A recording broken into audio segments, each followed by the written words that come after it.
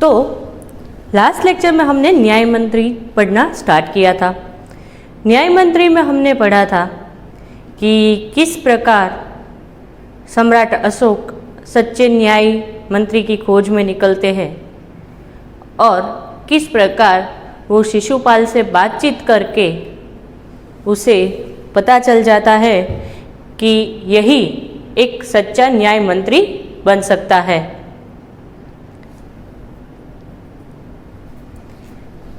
और बातचीत करने के बाद वो फिर चला जाता है।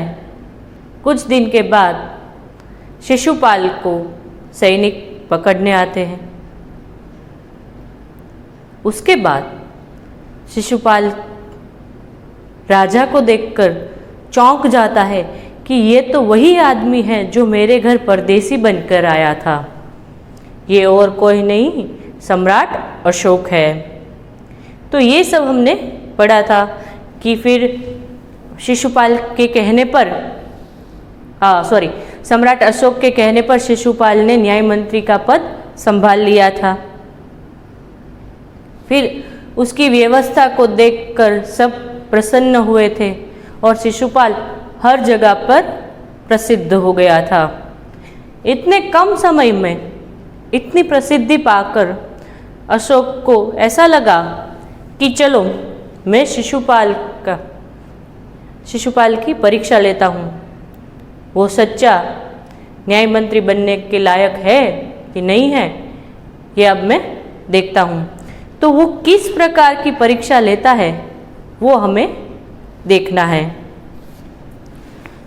तो पार्ट 2 ऑफ न्याय मंत्री, जिसके लेखक है श्री सुदर्शन जी, साहित्य प्रकार है कहानी।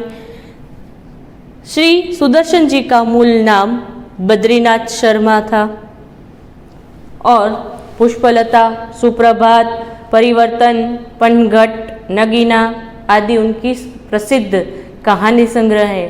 एकमात्र उपन्यास है वो है भागवंती। अब आगे बढ़ते हैं कि किस प्रकार अब कौन सम्राट अशोक शिशुपाल की परीक्षा करते हैं वो हमें देखना है। लगभग 1 महीने बाद किसी ने रात में पहरेदार की हत्या कर दी। सुबह होते ही यह बात चारों तरफ फैल गई। लोग बड़े हैरान थे। शिशुपाल की तो नींद उड़ गई थी।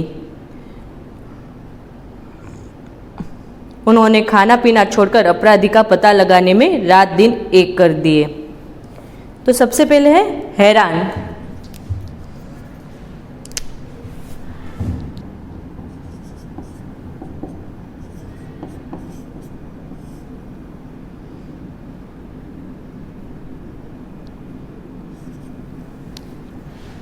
हैरान मतलब आश्चर्यचकित।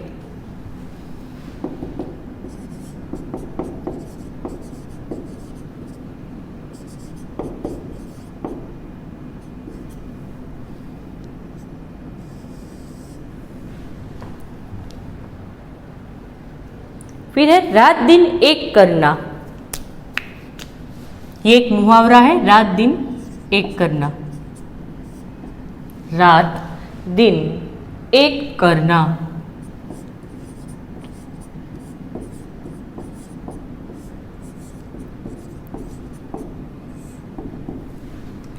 कड़ी मेहनत करना।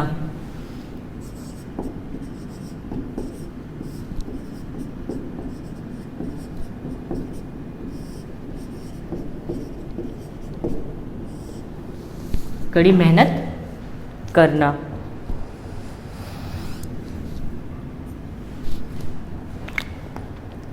तो शिशुपाल जब न्याय मंत्री बने उसके 1 महीने के बाद किसी ने पहरेदार की हत्या कर दी थी। शिशुपाल के होते ऐसा घोर अपराध हो जाए तो शिशुपाल को नींद कैसे आएगी। शिशुपाल ने न रात देखी न दिन देखा, वो अपने कार्य में जुट गए। उसको अपराधी कौन है वो पता लगाना ही था, इसीलिए उन्होंने रात दिन एक कर दिए थे। बहुत प्रयत्न करने के बाद जब अपराधी का पता चला तो शिशुपाल का आश्चर्य का ठिकाना न रहा। स्वयं सम्राट ने उस पहरेदार की हत्या की थी, स्वयं खुद।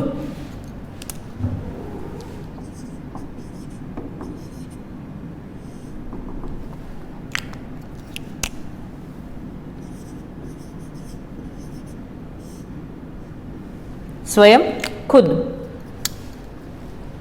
खुद सम्राट अशोक ने, शिशुपाल ने इतनी जी तोड़ मेहनत की कि बाद में उसको पता चल गया कि पहरेदार की हत्या और किसी ने नहीं, सम्राट अशोक ने की थी।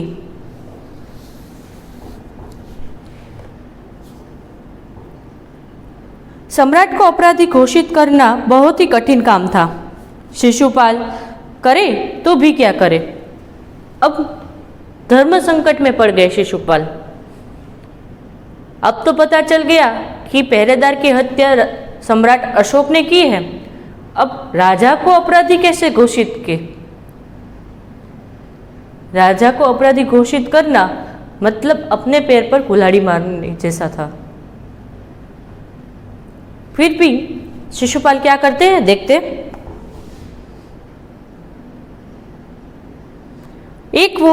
एक और वे न्याय मंत्री थे और दूसरी तरफ सम्राट के सेवक, परंतु न्याय की दृष्टि में सम्राट और साधारण व्यक्ति में कोई अंतर नहीं है। अब क्या कहते कि न राजा न रंग, न्याय में न राजा न रंग देखा जाता है, जो अपराध करता है उसी को दंड मिलता है। अगले दिन शिशुपाल दरबार में पहुंचे। सम्राट अशोक सिंहासन पर बैठे थे। आते ही उन्होंने शिशुपाल से पूछा, अपराधी का पता चला?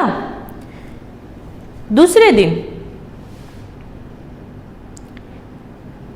शिशुपाल भी रात दरबार में पहुंचा, तब सम्राट अशोक वहां पे थे। तो सम्राट अशोक ने शिशुपाल से कहा, हत्यारे का पता चला? शिशुपाल ने हामी भर दी। न्याय मंत्री ने साहसपूर्वक कहा, जी हाँ, पता चल गया। तो फिर उसे उपस्थित करो। उपस्थित करो मतलब हाजिर करो, उपस्थित।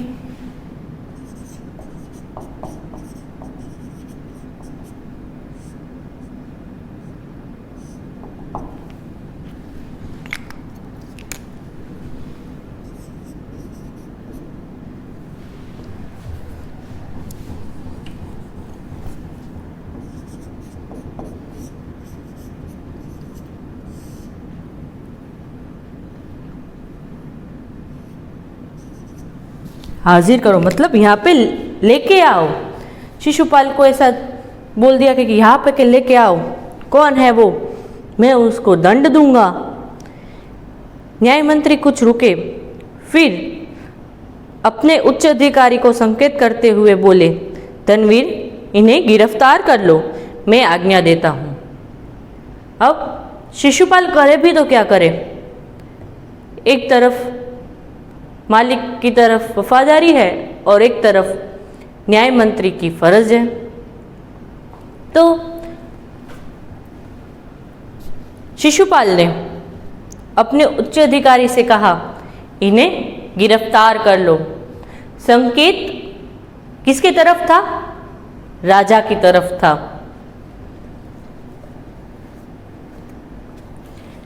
संकेत सम्राट की ओर था। सम्राट दरबार में निस्तब्धता छा गई। निस्तब्धता मतलब शांति।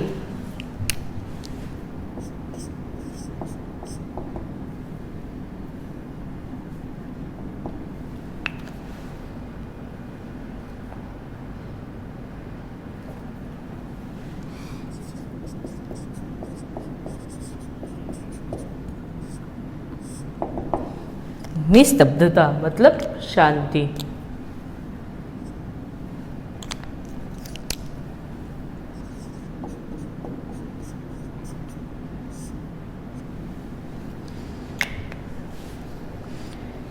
ये बात सुनकर पूरा राज दरबार चौंक उठा। सन्नाटा छा गया बिल्कुल। अब क्या रहे तो भी क्या करें। सम्राट का चेहरा क्रोध से लाल हो गया, एकदम क्रोधित हो उठे।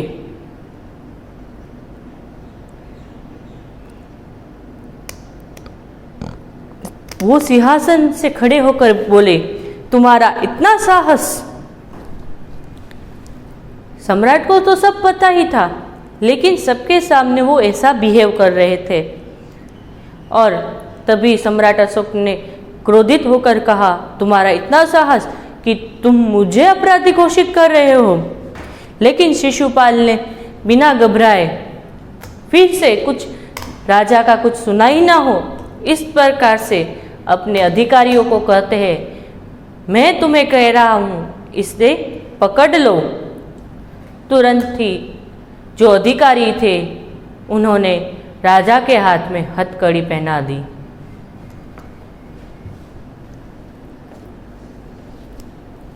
हथकड़ी मतलब अपराधी के हाथों में पहनाई जाने वाली लोहे की जंजीर।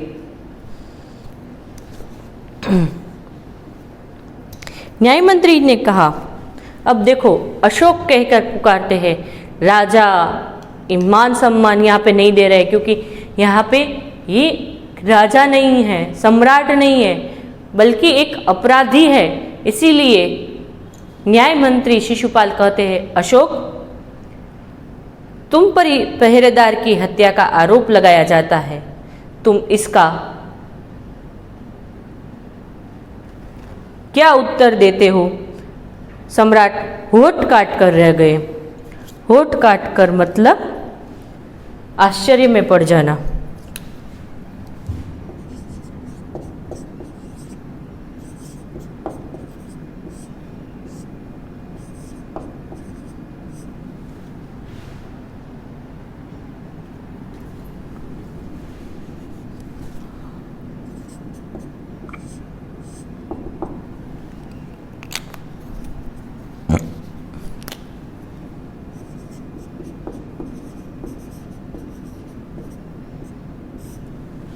आश्चर्यचकित,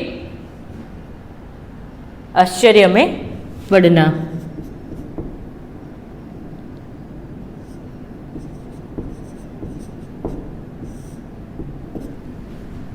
आश्चर्य में पड़ना। राजा खुद सोच में पड़ जाते हैं कि ये शिशुपाल ने क्या कहा।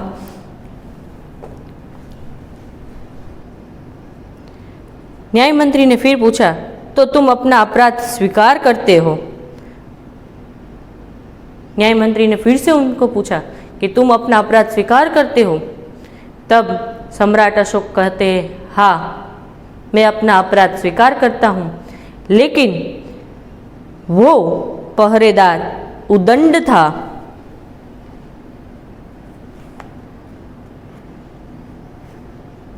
उदंड मतलब अविवेकी।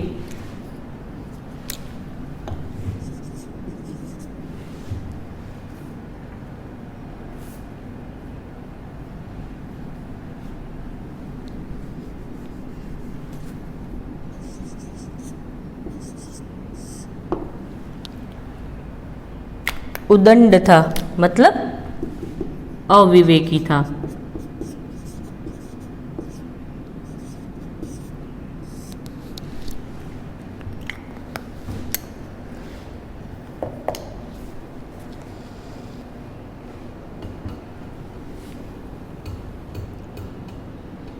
सम्राट का उत्तर था, वह उदंड था या नहीं, तुमने एक राजकर्मचारी की हत्या की है, तुम अपराधी हो, तुम्हें मृत्युदंड दिया जाता है। न्याय मंत्री ने निर्णय दिया। देखो, बिना डरे राजा को हत्यारा साबित किया और उसे मृत्युदंड की सजा भी सुना दी। सभा में सन्नाटा छा गया। न्याय मंत्री का निर्णय सुन सम्राट ने सिर झुका लिया।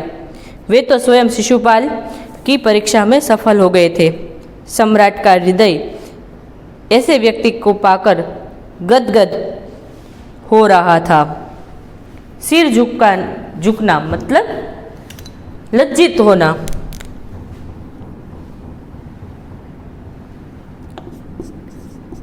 सिर झुकाना, लज्जित होना,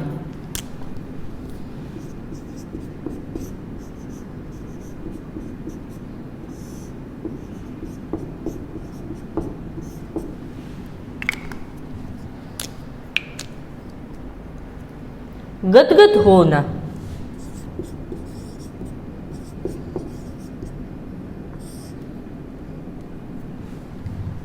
गदगद हो जाना,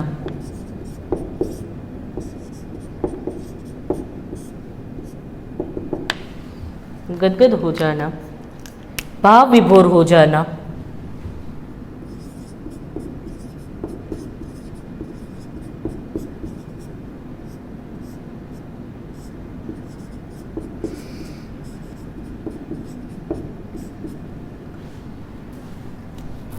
तो अब सम्राट ने अपना अपराध स्वीकार कर लिया था, इसलिए सिर झुकाकर खड़े रहते थे। जिस प्रकार कभी भी हमारे घर में हमारे अपराध का पता चल जाता है तो हमारे माता पिता हमें डांटते हैं तो हम सिर झुकाकर खड़े रह जाते हैं, उसी तरह सम्राट अशोक भी सिर झुकाकर खड़े थे, लेकिन वो अंदर ही अंदर मुस्कुरा रहे थे कि मैं जो शिशुपाल की परीक्षा ले रहा था वो उसमें उत्तीर्ण हो गया। इसीलिए ऐसा न्याय मंत्री पाकर वो बहुत खुश हो गए थे। तभी न्याय मंत्री का संकेत पाकर एक कर्मचारी सम्राट अशोक की सोने की मूर्ति लेकर उपस्थित हो गया। न्याय मंत्री ने खड़े होकर कहा, सज्जनों, यह सच है कि मैं न्याय मंत्री हूँ और यह भी सच है कि अपराधी को दंड मिलना चाहिए, परंतु अपराधी और कोई नहीं, स्वयं सम्राट है। शास्त्रों में भी राजा को ईश्वर का रूप माना गया है, इसीलिए उसे ईश्वर ही दंड दे सकता है। अतएव मैं आज्ञा देता हूँ कि सम्राट को चेतावनी देकर छोड़ दिया जाए और उनके स्थान पर इस सोने की मूर्ति को फांसी पर लटका दिया जाए, जिससे लोगों को शिक्षा मिले। देखो कैसा न्याय करते हैं। राजा को तो अपराधी घोषित कर दिया, फिर बाद में शिशुपाल ने एक कर्मचारी को इशारा करते हुए कहा, तो उस कर्मचारी ने एक सम्राट की, अशोक की सोने की मूर्ति लेकर सभा में उपस्थित हुआ और उन्होंने कहा सभी सभागण से कि राजा को ईश्वर का रूप माना जाता है तो उसे दंड देना मेरे हाथ की बात नहीं है, उसे ईश्वर ही दंड दे सकता है। लेकिन मैं एक न्याय मंत्री हूँ, अगर न्याय न करूँगा तो किसी को मेरे पर विश्वास न रहेगा। इसीलिए इस मूर्ति को फांसी पर चढ़ाई जाएगी और राजा को चेतावनी देकर छोड़ दिया जाएगा, जिससे दंड भी मिलेगा और सबक भी मिलेगी। ये बात सुनकर सभी सभागण खुश हो जाते हैं और शिशुपाल का ऐसा निर्णय सुनकर सब उसको बधाई देते हैं। न्याय मंत्री का न्याय सुनकर जय जयकार कर उठे। सब लोग चले गए तो शिशुपाल ने राजमुद्रा सम्राट अशोक के सामने रख दी और बोले, महाराज, यह राजमुद्रा वापस ले ले, मुझसे यह बोझ नहीं उठाया जाएगा। देखो, अब जब सम्राट उसके घर गए थे तब उसने बोला था कि यह काम आसान नहीं है। तब शिशुपाल ने क्या कहा था कि ब्राह्मण के लिए कुछ भी नामुमकिन नहीं है। अब खुद शिशुपाल सम्राट से कहते कि यह बोझ मेरे से नहीं उठाया जाएगा, ये लीजिए आपकी राजमुद्रा, मुझे न्याय मंत्री नहीं बनना है। अशोक ने सम्मान भरी दृष्टि से उनकी ओर देखते हुए गदगद कंठ से कहा, आपने मेरी आंखें खोल दी, आपका साहस प्रशंसनीय है, यह बोझ आपके अतिरिक्त और कोई नहीं उठा सकता। न्याय मंत्री निरुक्त हो गए। अशोक ने शिशुपाल की ओर सम्मान भरी दृष्टि से देखा और बड़े भावुक होकर कहा कि आपने मेरी आंखें खोल दी है, मतलब सही परिस्थिति आपने मुझे समझाई है और आपका साहस प्रशंसनीय है कि एक राजा को भी आपने अपराधी साबित किया और मृत्युदंड दिया। इसीलिए ये बोझ आपके सिवाय और कोई नहीं उठा सकता है, इसीलिए आप ही हमारे न्याय मंत्री रहेंगे।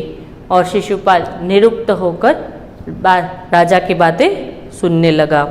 तो यहाँ तक हमारी कहानी थी, जिसमें हमें भी सबक मिलता है कि न्याय उसी को मिलना चाहिए जो सच्चा हो, अन्याय हमें कभी नहीं करना चाहिए।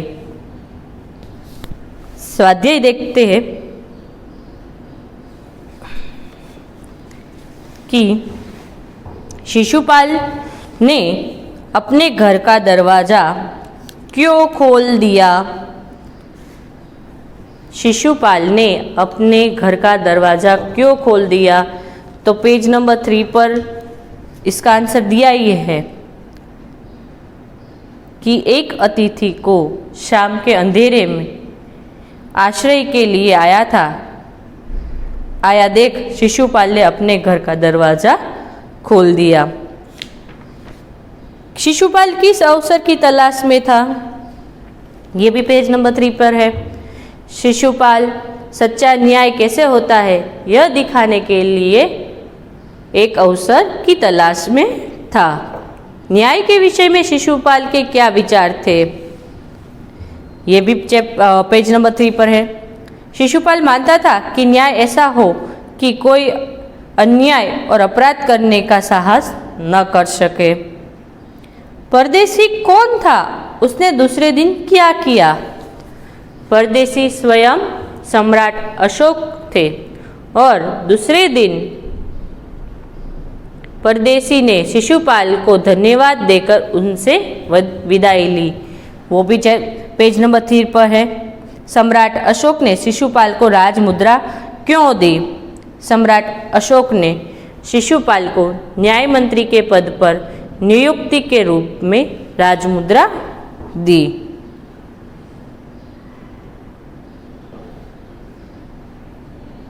राज्य में न्याय के विषय में परिस्थितियां कैसे बदल गई।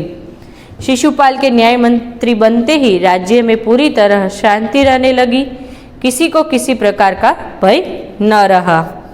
तो ये जो 6 क्वेश्चन आंसर थे वो पेज नंबर 3 पर आपको मिल जाएंगे। पहरेदार की हत्या होने पर शिशुपाल की स्थिति कैसी हो गई, ये पेज नंबर 4 पहला ही पैराग्राफ है।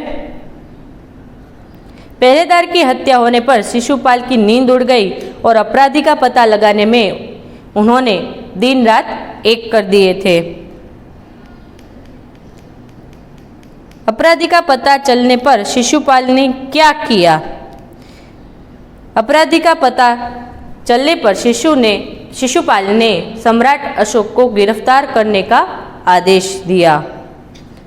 सविस्तार उत्तर दीजिए। तो इसमें भी क्या करना है, कर्ता, कृति, साहित्य प्रकार, प्रस्तावना,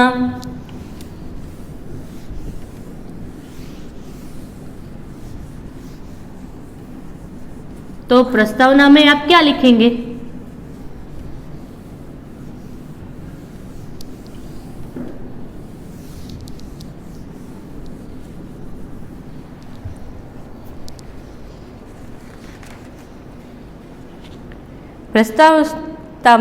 प्रस्तावना में आप लिखेंगे, सम्राट अशोक न्याय मंत्री की खोज में था। शिशुपाल से मुलाकात करके, उससे बातचीत करके, उसकी योग्यता देखकर उसे न्याय मंत्री बनाया जाता है। न्याय तंत्र पर विश्वास दिलाने के लिए यहाँ पे एक प्रयास किया गया है। न्याय न राजा देखता है न रंग। तो इस बात का ख्याल करते हुए हमें न्याय के बारे में यहाँ पे इस कहानी में बताया गया है। ये इसकी प्रस्तावना हो गई है। मैं प्रस्तावना बोलती जा रही हूँ, आप हो सके तो आप लिखते जाओ, जिससे आपको प्रस्तावना लिखने में आसानी रहेगी। आपके यहाँ पे 5 लॉन्ग क्वेश्चन आंसर है, तो सभी में प्रस्तावना लिखने की ज़रूरत नहीं है, कर्ताकृति साहित्य प्रकार लिखने की ज़रूरत नहीं है। ठीक है, आपको सिर्फ पहला क्वेश्चन जो है उसमें ही लिखना है। लेकिन आपको मेन पेपर जब WRT SA1 SA2 आएगा तो उसमें 2 या 3 लिखने को आएंगे, तो उसमें आपको सभी में लिखना है। सिर्फ इस चैप्टर में, मतलब हर एक चैप्टर में जो लॉन्ग क्वेश्चन आंसर दिए गए हैं उसमें एक ही जो फर्स्ट है उसमें कर्ताकृति साहित्य प्रकार प्रस्तावना आंसर एंड उपसंहार लिखना है। उपसंहार सभी का अलग अलग आएगा। ठीक है, तो सम्राट अशोक ने न्याय मंत्री की खोज कैसे की? अपने राज्य को अपराध मुक्त करने के लिए सम्राट अशोक को एक सुयोग्य न्याय मंत्री की आवश्यकता थी। न्याय मंत्री की खोज के लिए वो गांव-गांव घूम रहे थे। वह एक परदेशी के रूप धारण किया हुआ था। घूमते घूमते वो शिशुपाल के घर पर आ पहुंचे थे। शिशुपाल न्याय प्रेमी था। न्याय किसे कहते हैं यह दिखाने के लिए शिशुपाल एक अवसर चाहता था। सम्राट अशोक ने उसे अवसर दिया। हत्या का अपराध होने पर शिशुपाल ने निष्पक्ष व्यवहार किया, सम्राट को मृत्युदंड की घोषणा की। उसके इस साहस और निष्पक्ष व्यवहार से सम्राट प्रसन्न हो गए। इस प्रकार सम्राट अशोक ने सही न्याय मंत्री की खोज की।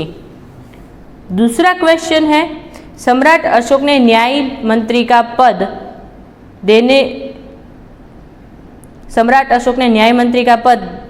देने हुए शिशुपाल क्या दिया? सम्राट अशोक ने न्याय मंत्री का पद देते हुए शिशुपाल को क्या दिया? सम्राट अशोक ने शिशुपाल को अपने दरबार में बुलाया। उन्होंने शिशुपाल से कहा कि मैं आपको न्याय करने का अवसर देना चाहता हूँ। शिशुपाल भी इस अवसर के लिए तैयार था। यह जानकर सम्राट ने उन्हें न्याय मंत्री बनाया और पहचानने के लिए उसे राजमुद्रा दी। सम्राट अशोक क्यों गदगद हो गए? अभी हमारे आंसर में आया था। सम्राट अशोक ने शिशुपाल को न्याय मंत्री की सही न्याय मंत्री होने के लिए एक परीक्षा ली थी, जिसमें उन्होंने देखा कि शिशुपाल न्याय की कसौटी पर खरा उतरा था। हत्यारे सम्राट के प्रति उसने जरा भी नरम रुख नहीं अपनाया। उसने अपराधी सम्राट को मृत्युदंड देने की घोषणा की। दंड देते समय शिशुपाल ने जरा भी हिचकिचाहट नहीं दिखाई।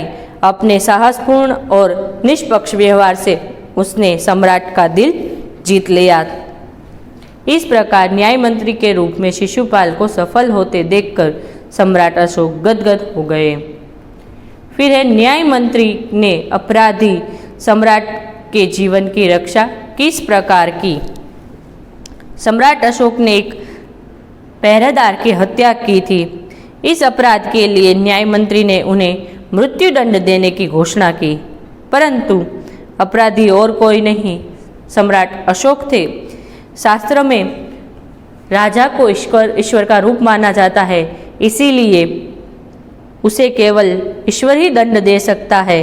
न्याय मंत्री ने सम्राट की जगह उनकी सोने की मूर्ति को फांसी पर लटका दे दी। इस प्रकार न्याय मंत्री ने अपराधी सम्राट अशोक के जीवन की रक्षा की। न्याय मंत्री निरुक्त क्यों हो गए? शिशुपाल ने न्याय मंत्री की कसौटी पर खरे उतरे थे। सम्राट अशोक ने ऐसे व्यक्ति को पाकर गदगद हो गए थे। लोगों ने भी शिशुपाल का न्याय सुनकर उनकी जय जयकार की, परंतु शिशुपाल को लगा कि न्याय मंत्री की यह जिम्मेदारी उनसे नहीं संभाली जाएगी। उन्होंने सम्राट को राजमुद्रा वापस देने के लिए ले लेने की प्रार्थना की, परंतु अशोक ने कहा कि उन्होंने अपने न्यायपूर्ण व्यवहार से उनकी आंखें खोल दी। यह जिम्मेदारी उनके सिवाय और कोई नहीं उठा सकता। सम्राट के इस आग्रह को देखकर न्याय मंत्री नियुक्त हो गए। फिर निम्नलिखित विधान कौन कहता है क्यों? यह मेरा सौभाग्य है। यह विधान शिशुपाल अपने द्वार आए परदेसी युवक से कहता है क्योंकि वह अतिथि का सत्कार करना अपना कर्तव्य समझता है। दोष निकालना तो सुगम है परंतु कुछ कर दिखाना कठिन है। यह वाक्य परदेशी युवक सम्राट अशोक शिशुपाल से कहता है क्योंकि शिशुपाल उससे सम्राट अशोक के राज्य में हो रहे अन्याय की शिकायत करता है। ब्राह्मण के लिए कुछ कठिन नहीं है, मैं न्याय का डंगा बजाकर दिखा दूंगा।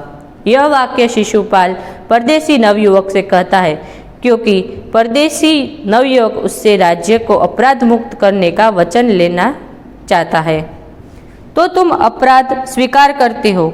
यह वाक्य न्याय मंत्री शिशुपाल सम्राट अशोक से कहता है क्योंकि वह उसने पहरेदार की हत्या की थी।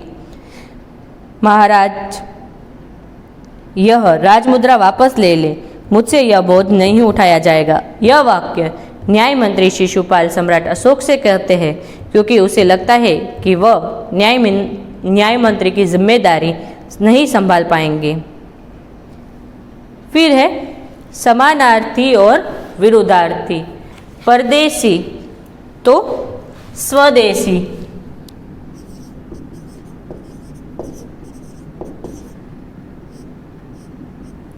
परदेसी तो स्वदेशी, आदर तो अनादर,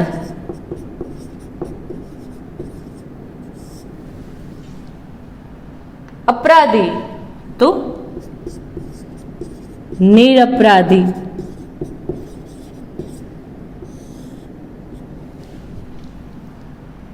सुप्रबंध तो कुप्रबंध,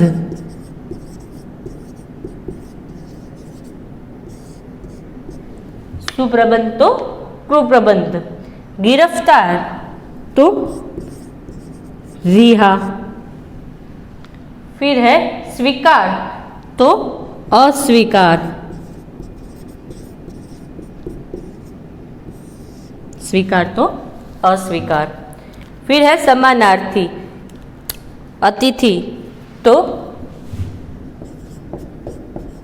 मेहमान, सुगम तो सरल,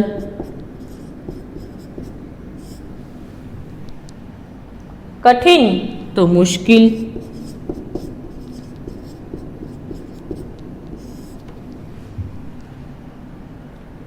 हैरान तो चकित,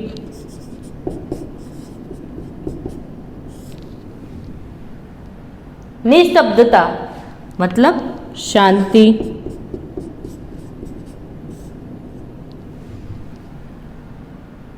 निरुक्त मतलब खामोश,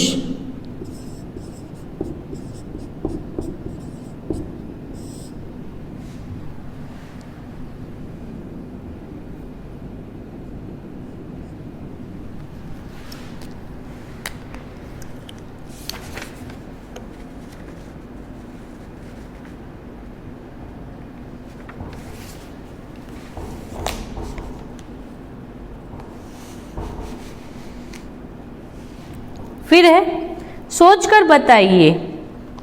वो क्वेश्चन आपको नहीं करने हैं क्योंकि अगर आप न्याय मंत्री होते तो क्या करते?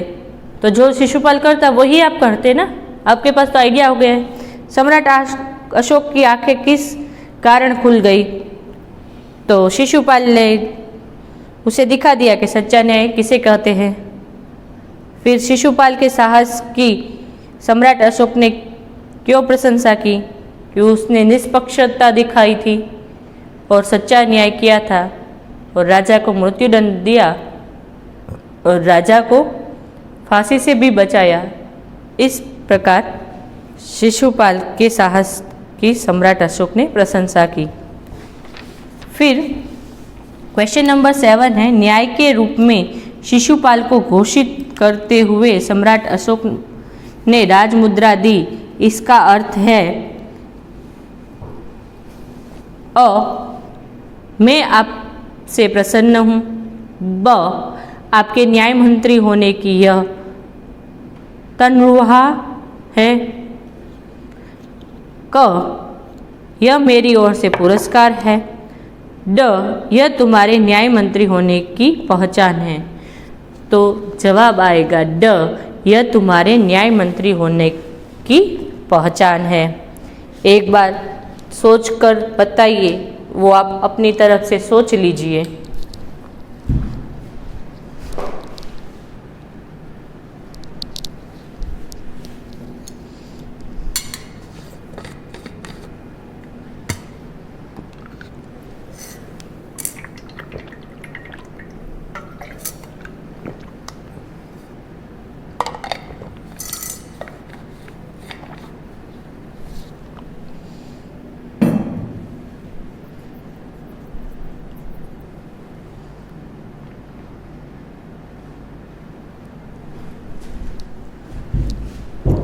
तो होमवर्क देखते हैं।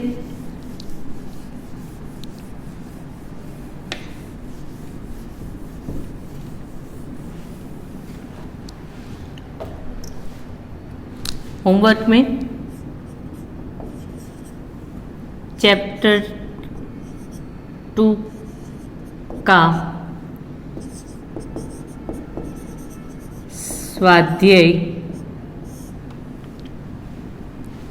चैप्टर 2 का स्वाध्याय फेयर बुक में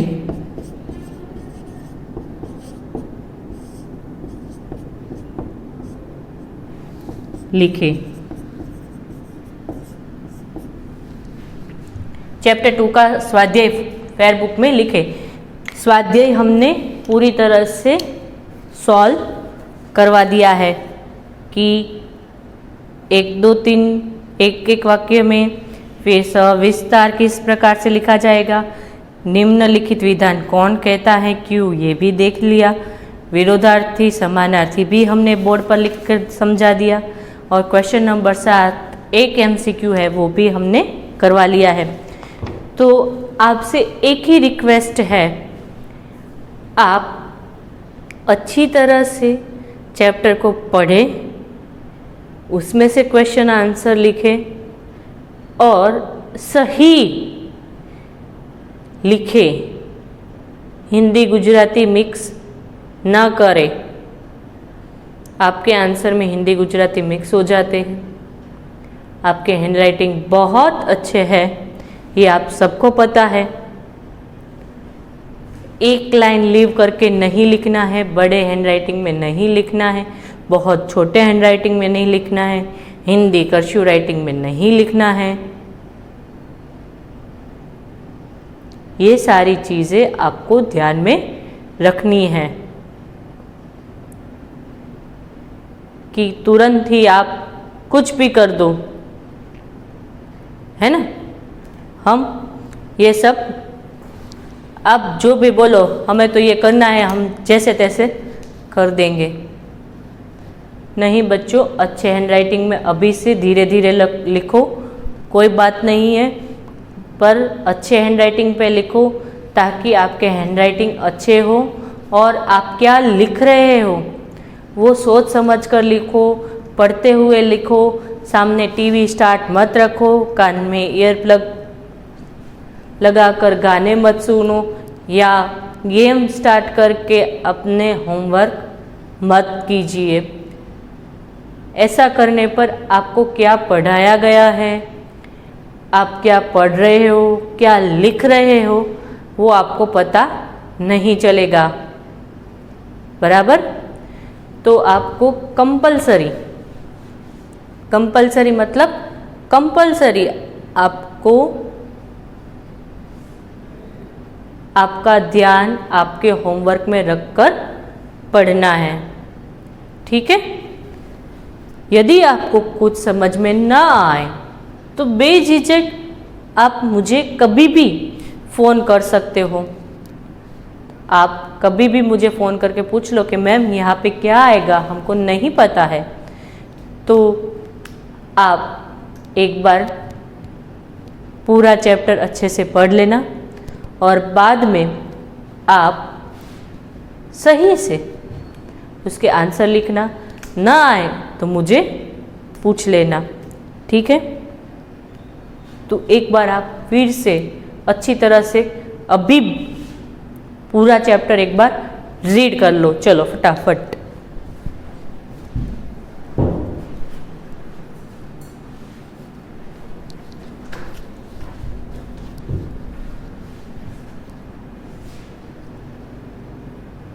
ठीक है, अच्छी तरह से आप रीड कर लेना। तो आज का लेक्चर और आज का चैप्टर यहाँ पे समाप्त होते। मिलते हैं नेक्स्ट लेक्चर में कुछ नए विचार के साथ। तब तक के लिए मुझे आज्ञा दीजिए। Goodbye and have a nice day and take care.